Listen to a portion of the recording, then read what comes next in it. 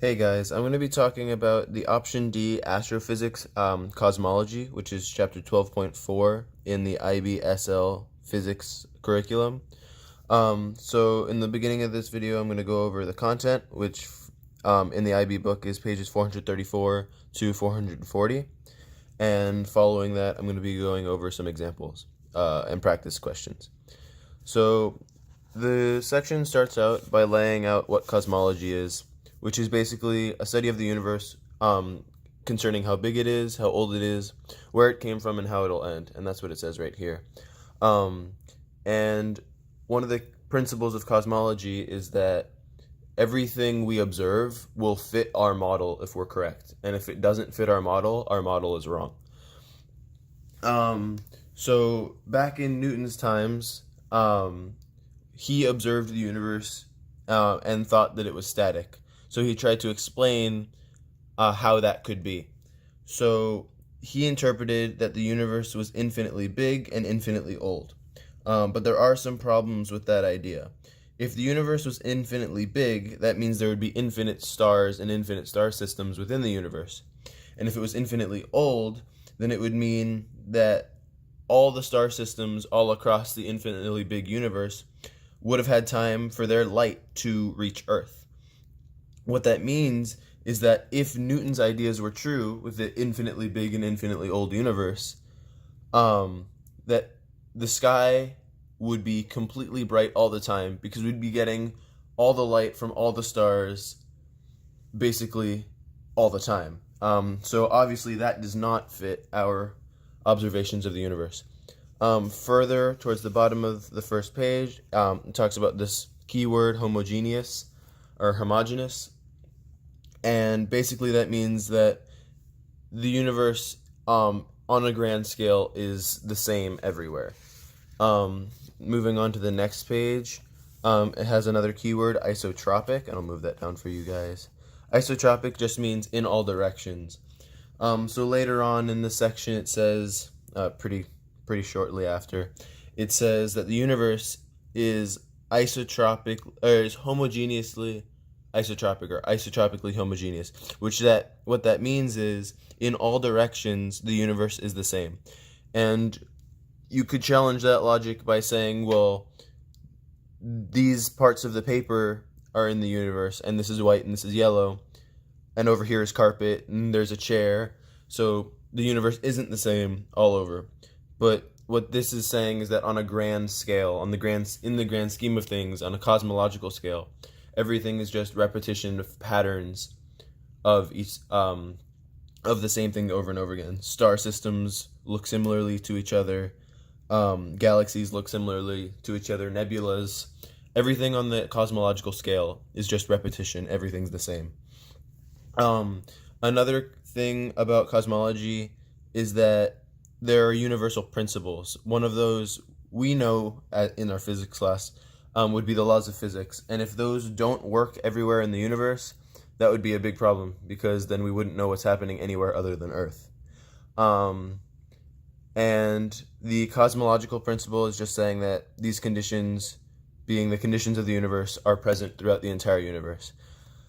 So here it's just the issues with Newton's, sorry, no, that was back. So basically, this is saying that in Newton's example, gravity was a force felt by and exerted by objects with matter, which is true in a sense. But one of the problems with that is that light, as it doesn't have mass, would be unaffected by gravity. Later on, Albert Einstein proved with his model with general relativity, that mass is a warping of space-time, and light can, as it travels through space, be affected by gravity. Moving on, we have the expansion of the universe. So, As Einstein was developing his theories, scientist Vesto Slipher was measuring line spectra of distant galaxies. And for those of you who are unfamiliar with line spectra, essentially, when you take a photograph of something, or a photograph is a bit oversimplified, um, let's think of it as a scientific photograph, where instead of representing the things that you would see, it represents only the light waves and electromagnetic waves that are put off, sent off, or emitted by something. So because this paper is a lot of white, it would have Roy G. Biv all the colors. But if you look at this paper and you take a line spectra for this one, up here, over here, it would be mainly yellow, and then hints of blue and hints of red. So it shows what's being emitted, what type of light is coming off. And another scientist at the same time, Edwin Hubble, was measuring how far away galaxies were. What Slipher noticed was that all the galaxies he was measuring, the light that they were emitting, which he detected with the line spectra, was redshifted. Everything was a little bit redder than would make sense. And this was what he believed to be due to the Doppler effect, which is Doppler shifting of basically frequencies change if something is moving, or if something, essentially if something is moving relative to the observation point, frequencies would shift. If you're moving towards something, frequencies would get shorter. If you're moving away from something, frequencies would get longer. And it says that all the galaxies through Hubble's discoveries were moving away from Earth. And given this change of wavelength, Hubble then calculated the velocities of the galaxies using the Doppler formula, which I just mentioned. So it was the recessional velocity over the speed of light equals the change in wavelength over the emitted wavelength, which is also equivalent to the fractional increase of z or z parameter. So I'll actually be coming back to these questions when I'm done with the summation of the section. Moving on to Hubble's law, we see in this graph here that Hubble found a linear relationship between the recessional velocity and distance to the galaxy. So simply put, as it has down here, in other words, the further away a galaxy is, the faster it moves away from us. And we can use this information here, showing that recessional velocity is proportional to the distance, and recessional velocity is equivalent to Hubble's constant times its distance, where Hubble's constant is the slope of this line, the gradient. So it was measured in megaparsecs and kilometers per second. Of course, the gradient of this line, we use it as a constant, but in the grand scheme of things, it wouldn't be constant, because as the universe expands more and more, the gravitational effects and like how close things are together would cause the speed at which things accelerated away from each other to change. So h null, or h0, which is Hubble's constant, we use this as the current value, and for now we use it for all equations. I'll come back to these questions below as well later. Moving on, as you guys can see, rubber band demo. I'm going to show you guys an example of what I'm about to explain in a minute. So at large distances, the recessional velocity will be faster than the speed of light. So I kind of jumped the gun a little bit there, but basically the concept that they're getting into is, if when things get farther away, they get faster, at some distance, the speed at which the bodies will be traveling will exceed the speed of light, which, as we know, or as physicists think, is impossible because this speed of light is the speed limit of the universe, essentially. Um, However, Einstein was able to prove through general relativity that this could be possible in a sense because the galaxies and the bodies would not be traveling through space at the speed of light, but space would also be moving and expanding. So kind of shows you a little bit here, but I'm going to show you on a rubber band. So the rubber band you can think of as space-time, and these dots here can be galaxies. So as space-time, the rubber band stretches, the galaxies get farther and farther apart. I'm just hoping the rubber band doesn't snap on me. So as you can see that, let's think of this middle one as Earth. I know that's not a galaxy, but think of this is where Hubble and Slipher were. And they're observing that all the galaxies seem to go away from them, which we see with this example. And now if you shift your focus, Earth being here, and the rest of these four being galaxies, I'll kind of put my thumb there, and we'll stretch it out.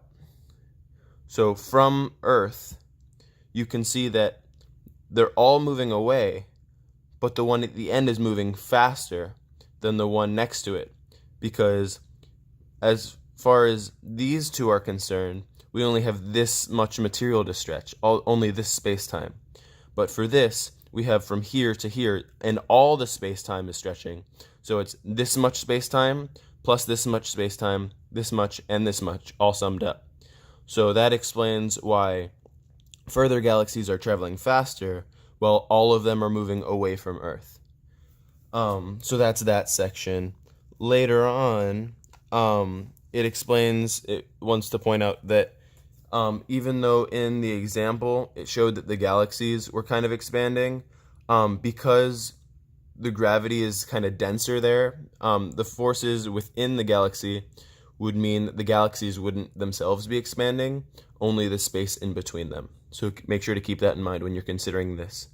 It would resemble something more like this, but this is a hands-on approach that I really like. So later it has the cosmological redshift, which we have right here.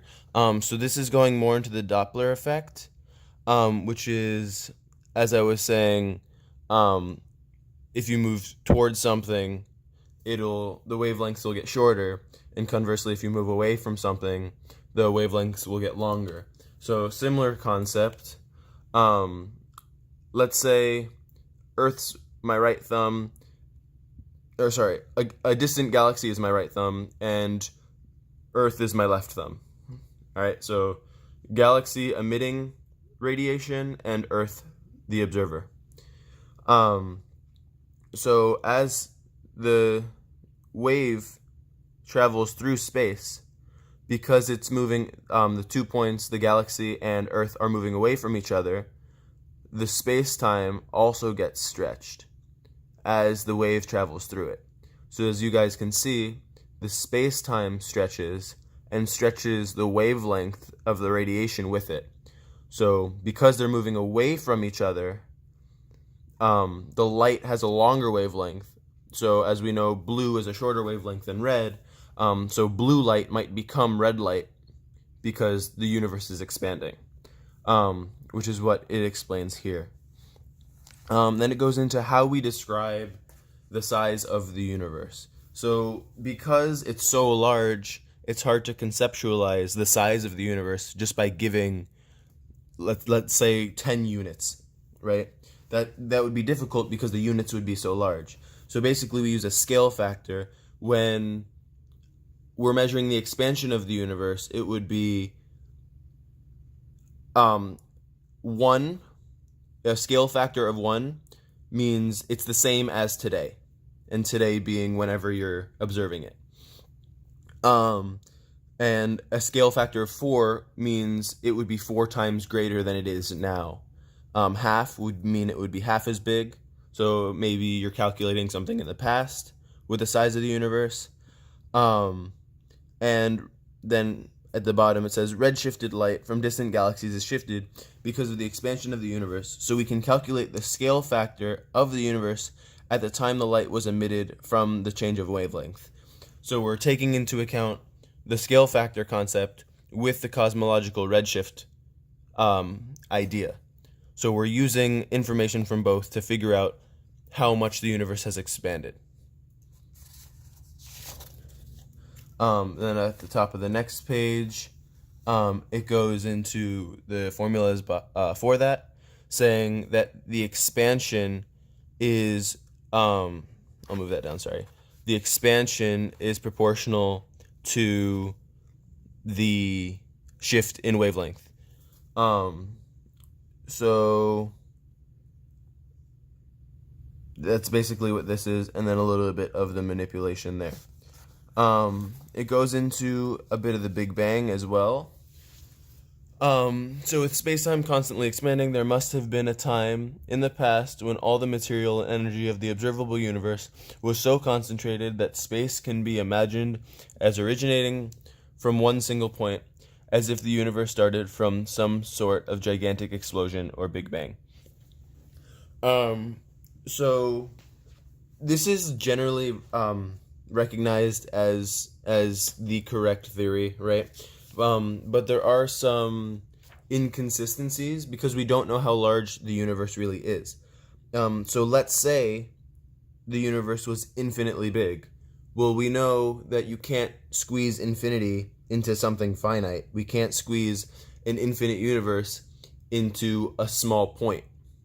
So what that would mean is the Big Bang idea shows that the observable universe could be squeezed into something of one location, of a single point. And from that, we had a great expansion, which is what we call the Big Bang. So that's just this underlined pink section, which I went over just now. The age of the universe. So at the time of the Big Bang, all parts of the universe were in the same place. So we can know, so if we know how fast any two parts are moving apart, and how far they are now, we can calculate the age of the universe. Meaning, this equation here, age of the universe is equal to the separation distance between two bodies and the recessional velocity, how fast the bodies are traveling apart from each other. And this is the same thing as 1 over Hubble's constant, or h null, or h0. So then it goes through a little bit of calculations for the age of the universe in seconds. I don't know why they would choose those units, but they did. And then they converted that information to years. This calculation assumes that the velocity is constant. However, we know that the gravitational attraction will slow the galaxies down. The recessional velocity we measured today is therefore smaller than it was. This makes our value too large. So according to these measurements, the universe can't be older than 1.36 times 10 to the 10 years. Now, for this next section, the early development of the universe, it's going to have to be pretty much verbatim. So unfortunately, for me and for you guys, I'll basically just be reading off the sheet so you guys can hear it, so you guys don't have to read it by yourself. So if I do stumble, I'm sorry, but here it goes. The early development of the universe. Before the stars and galaxies formed, the universe was an expanding cloud of gas. As it expanded, this just means in all directions and in a way where heat energy is contained. So no heat energy left the system. The particles gained potential energy and lost kinetic energy, resulting in a reduction of temperature, because as we know, temperature is the average kinetic energy of particles in a substance. And if they're farther apart, there will be less kinetic energy in a given volume of matter. This would imply that at the same time of the Big Bang, the temperature was very high, so high that the particles we see today could not have existed. They would have knocked each other apart. This leads to a model of the universe splitting into different stages. Here we have the stages. So I'm just going to go over these parts quickly. Before 10 to the negative 10 to the negative 43 seconds, we have no models of the universe. This is called Planck time. So basically, we don't know anything about what happened before this or during this time. Then we have, it's a bunch of different subatomic particles. Then protons and neutrons form, also subatomic particles, obviously. And particles and antiparticles annihilate each other, forming photons. Later it says, as the wavelength of photons becomes stretched by the expansion of space, they no longer have enough energy to form protons and neutrons, which continue annihilating with their antiparticles. The result is a lot of photons and not so many hadrons. What it labels as the fifth section, nuclei form, but electrons are not able to combine with their nuclei to form atoms because of the abundance of high-energy photons that would ionize any atom that formed. So there are no full atoms as we know them now, and the universe doesn't let any photons through it, so it's opaque. You can't, like, if you were standing there somehow and you were living through the ability to observe this age of the universe, you couldn't see anything because all the atoms would be either all the subatomic particles would be absorbing the light, absorbing the photons. So radiation from such a body would have the same spectrum as a black body. I'm reading here. This is really important, so worthy of further explanation. A black body is a body that perfectly absorbs all wavelengths of light. The best way to make a near perfect black body is to make a small hole in a hollow object, which is shown here. And I can sum this up. As light enters, you can see the blue and the orange entering. They are reflected around, and then before they can escape, because it would be very hard for them to escape, it bounces around and then gets absorbed. So any light coming in, all light, or some amount of light coming in and no light going out. That's why it's called a black body. Moving on here, if heated, the black body, the cavity that we saw in the last figure, would emit radiation with a spectrum of the same of any other black body. So the universe, the cavity that we're talking about now, instead of in this image, it would be the cavity of the universe at this early age. The cavity situation is very similar to the early universe with so many ions that photons would be continually absorbed. That's why it would be opaque.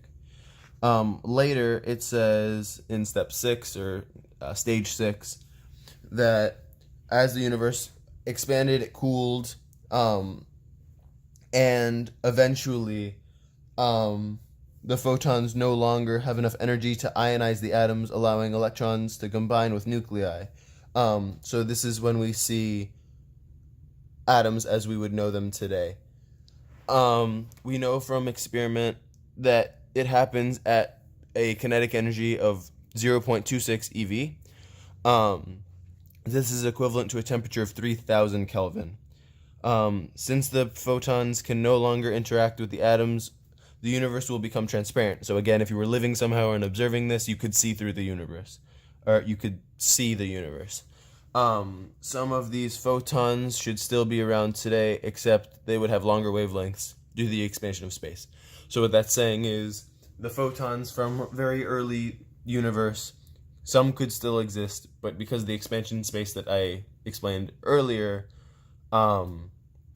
they'd be redshifted. And they could have been so redshifted that they might be radio waves or microwaves at this point. Cosmic background radiation, which is the next part and last part, thankfully, because I know this video is getting long. Sorry about that. Two radio astronomers, Penzias and Wilson, made a chance discovery that wherever they pointed their microwave antennas detected the same radiation. But because it was coming in all directions, and it was the same in every direction, the source could be something much bigger than the galaxy. Because if you think about it, if it's coming from the galaxy, it would be stronger in the center. So if they pointed their antenna towards the center of the galaxy, it would be stronger. But instead of it seeming as if they were next to something emitting radiation, they were in something emitting radiation. So instead of this being like you're standing next to your open microwave and it's letting off radiation, it's like you would be in the microwave. And by measuring the intensity of the radiation at different wavelengths, it was found to follow blackbody spectrum almost perfectly, as shown in the graph, in the photograph. And note, it says here data with 1% error bar. So it's extremely consistent with what we would know, we think we know to be true about black bodies at the beginning of the universe. It goes over how they got that and the relation between temperature and the proportional to 1 over the wavelength, and temperature proportional 1 over r. There seems to be a lot of evidence to suggest that cosmic microwave background, which is the radiation we're talking about, is a leftover blackbody radiation that filled the universe just before it became transparent.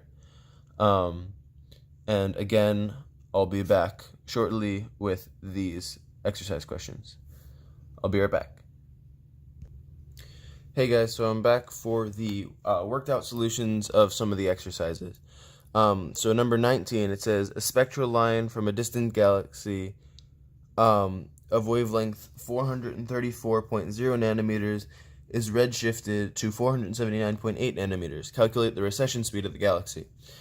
So using the information and formulas that we saw earlier, we know that delta lambda over lambda is equivalent to V over C.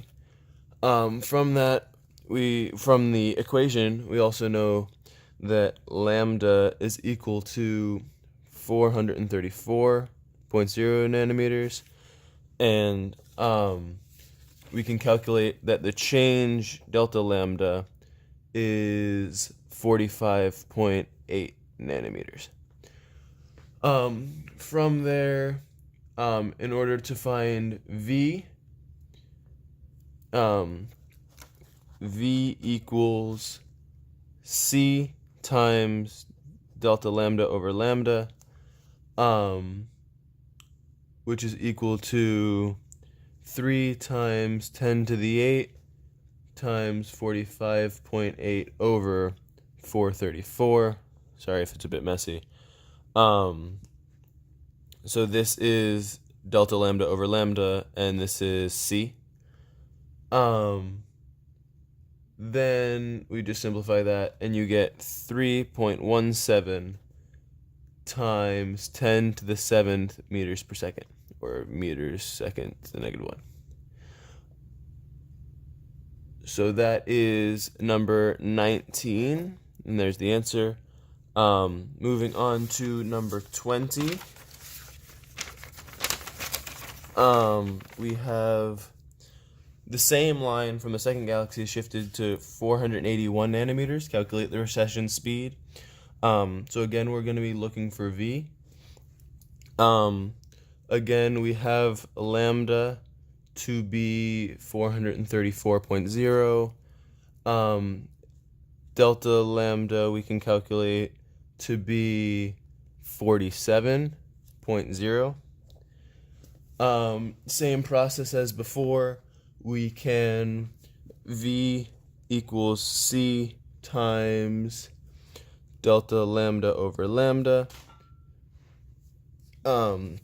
which is equivalent to 3 times 10 to the 8th times 47 over 434, which is equivalent to the answer, of course, which is 3.25 times 10 to the negative 7 meters per second.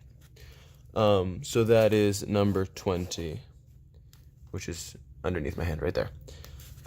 Moving on to the bottom of that page, we have questions 21 and 22. So 21, use Hubble's law to estimate the distance from Earth to a galaxy with a recessional velocity of 150 kilometers per second. So we know that H null, Hubble's constant, is equal to, I'm just going to put recessional velocity over separation. And so we can manipulate this to say that separation is equal to recessional velocity over H null. And we know these two things to be 150 kilometers per second and H null, which is 72. So we can calculate that to find its 2.1 megaparsecs. So that's number 21. Moving down to number 22. If a galaxy is 20 megaparsecs from Earth, how fast will it be receding? So we have recessional velocity, that's my abbreviation for it, equals Hubble's constant H null times separation, with my chicken scratch handwriting. Then it's equivalent to 72, which is the constant, times 20. And we can just compute that to be 1,440 kilometers per second.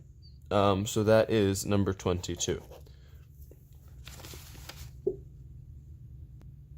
Moving on to number 23, it says calculate the peak of the black body radiation curve from a black body temperature of 2.73 Kelvin. So we can just look at the graph. I don't have the graph here, but we're looking for the maximum. So it's lambda max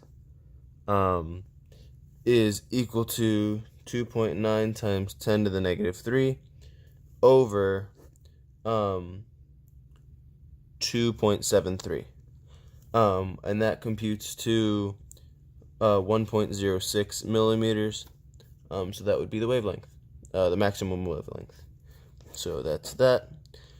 Moving to number 24, it says, given that the temperature of the universe when it became transparent was 3000 Kelvin, calculate the original peak in the black body curve and hence the value of the Z parameter.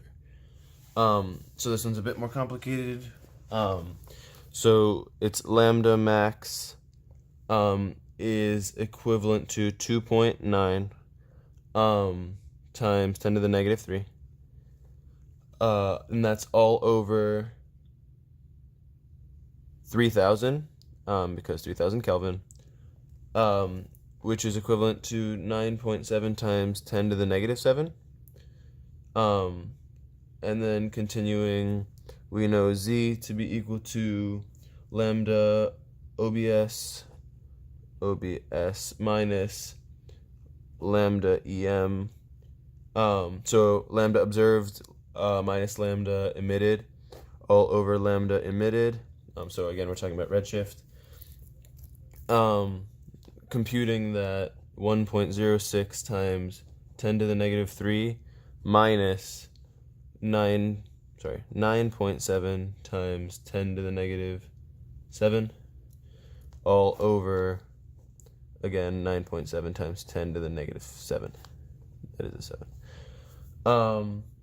So just computing that, it gives us 1.09 times 10 to the third, because math. So that's number 24. And lastly, for the section questions, we have number 25. Calculate the scale factor of the universe at the time that it became transparent. So, scale factor R sub observed, so ROBS, over REM, scale factor emitted, is equivalent to wavelength observed over wavelength emitted, which we saw earlier in the chapter, which is equivalent to 1.06 times 10 to the negative third over 9.7 times 10 to the negative 7, which is equal to 1093. So our emitted equals 1 over 1093, a concept we saw earlier. R is 1 over h null. I believe that's this concept. Equals 9.2 times 10 to the negative 4. So boom, this is the answer. I guess more specifically it would be this, including the 4. Sorry. So I'll be back for one last question in a second. Alright, so I'm going to read you this practice question from the end of the chapter, and then I'll move the computer and work it out. Please don't judge me for using Microsoft Edge. Justin does it enough. So for number 5, it says this question is about microwave background radiation. Figure 12.26 shows the spectrum of the microwave background radiation. The shape of the graph suggests a blackbody spectrum, i.e. a spectrum to which the Wien displacement laws applies. And again, Wien laws were earlier when we were talking about black bodies and the early universe. Use figure 12.26 to estimate the black body temperature. So I'm going to move the computer and then I'm going to work it out. So, given the graph, actually I'm going to pull it back because it's pretty conceptual with the graph. So the peak of the cosmic microwave background radiation occurs at about 1.07, given the grid lines. Wien's laws, we can calculate the temperature given that 1.07 millimeters. So the temperature T would be equal to 2.9 times 10 to the negative 3 over 1.07 times 10 to the negative 3. Of course, we're getting this from the measurement. And this computes to 2.7 K, so 2.7 Kelvin. Pulling the computer screen back in. Explain how your answer to A is evidence to support the Big Bang model. So I can just, that's convenient. I can leave the computer there. So this radiation is the same in all directions on a large scale. And has the same spectrum as the radiation from a black body. This is the same type of radiation that would have filled the universe soon after the Big Bang. At this time, the wavelength would have been much shorter, but it has expanded the same space. It is expanded as the space it is in has expanded. So they're expanding in parallel, essentially, the space and the wave. Moving on to part C, cite and explain another piece of evidence, experimental evidence in support of the Big Bang model. The fact that light from all distant galaxies is redshifted implies that they are moving away from us. If space is expanding, it must have been smaller in the past, meaning that at some point, X amount of time ago, everything would have been nice and compact and small in one section. And those answers for number 5 have all been verified with the IB answers, so those are correct. I might not sound like I know what I'm talking about, but my answers are correct in this case. So thanks for watching, guys.